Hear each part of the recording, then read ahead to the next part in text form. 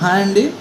ఎవరైతే నా ముందు 2 వీడియోలు ఎవరైతే ఆక్యుపంక్చర్ పరంగా నేను చెప్పిన ఏదైతే వీడియోలు ఉన్నాయో ఆ రెండు ఎవరైతే చూడలేదో ముందు ఆ 2 వీడియోలు చూడండి. తర్వాత ఈ వీడియో చూడడానికి ట్రై చేయండి. అప్పుడే నేను ఏదైతే చెప్తున్నానో అది మీకు క్లియర్గా అర్థమవుతుంది.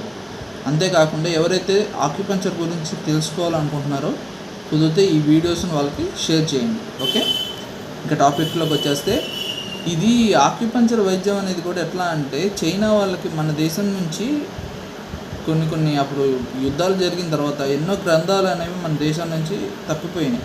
అంటే వాళ్ళు తీసుకుపోయారు చాలా వరకు. అంటే మన దేశం ప్రకారంగా కొంతమంది చెప్తే దొంగలు ఇచ్చారని చెప్పి అంటారు, కొంతమంది ఇచ్చారో లేకపోతే ఏమో మనకు అంత ఐడియా తెలియదు. ఎందుకంటే ఆ టైంలో మనం లేం కాబట్టి. దొంగలు ఇచ్చారా లేకపోతే ఇక్కడ ఉన్న వాళ్ళు ఏమైనా ఇచ్చారా ఏమో మనకు తెలియదు.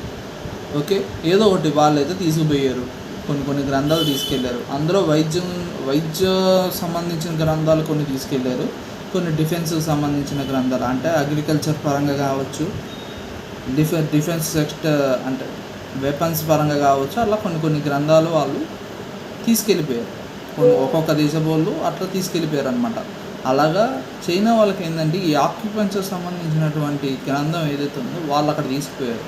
ఇది మన దేశంలో అప్పట్లో మన వాళ్ళు ఏంటంటే ఇది పెద్దగా పరిశోధన చేశారో లేదో తెలియదు.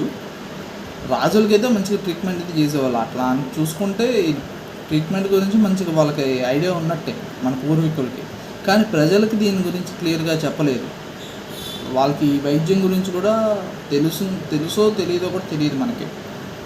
ఎందుకంటే అది ఎక్కడ రాసి ఉన్నట్టయితే నాకు కనపడలేదు అదనమాట.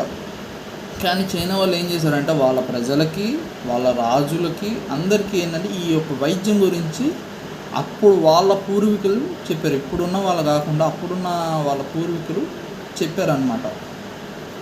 తర్వాత మనకి ఎలాగో చైనా అన్ని దేశాల్లో డెవలప్ అయినాయి కాబట్టి చైనా వాళ్ళు కూడా ఏంటంటే ఈ వైద్యం మీద పరిశోధన చేశారు.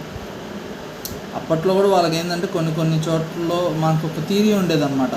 అప్పుడు రాజుల కాలంలో కొంతమంది సైనికులు యుద్ధం చేసేటప్పుడు కొంతమందికి బాణాలు తగిలాయి అనమాట. కొన్ని చేతిలో కానీ కారులో కానీ. వాళ్ళకు ఉన్న సమస్యలు ఎక్కడైతే బాణం తగులుతుందో ఆ ప్లేస్లో ఉన్నటువంటి పాయింట్ యాక్టివేషన్ అవ్వడమో ఏమో కానీ వాళ్ళకి తెలియదు కదా.